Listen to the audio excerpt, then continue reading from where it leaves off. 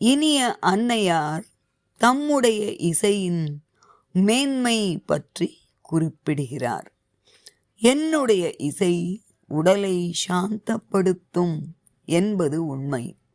இந்த இசையில் இருந்து ஒருவித கருணை வெளிப்பட்டு கேட்பவரை முற்றிலுமாக சூழ்ந்து கொள்கிறது.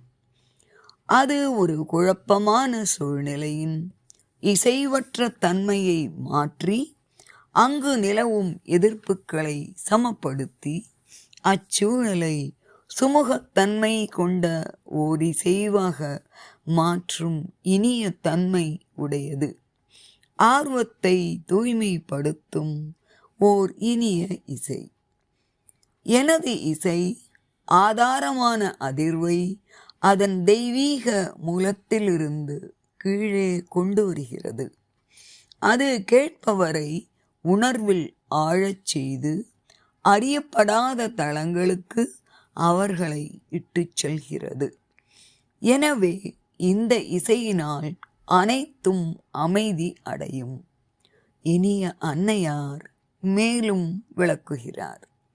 எனது இசை அதனை கேட்பவரை மனிதத்தனம் சார்ந்த சிறுமைகளில் இருந்தும் அறியாமையின் குறுகிய தன்மையிலிருந்தும் விடுவிக்கிறது. ஒருவரை மேல் நோக்கி உந்திச் செலுத்தி பேரொளியின் மின்னும் சுடர் வெளிப்படும் அந்த நித்தியத்துடனும் பொங்கி பீரிட்டு எழும் ஆனந்தத்துடனும் தோழமை கொள்ளச் செய்கிறது.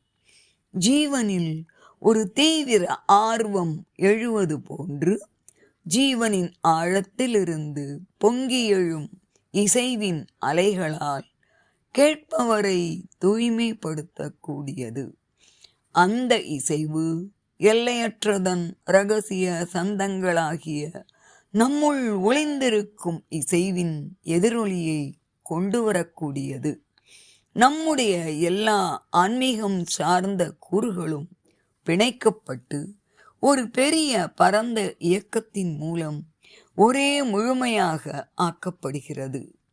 நமது எல்லா மேலான மற்றும் ஆன்மீக தன்மைகள் அனைத்தும் ஒன்று திரண்டு தெய்வீக உயர்நிலையை எட்டி அனைத்தையும் கடந்த நிலைக்கு நம்மை இட்டுச் செல்கிறது.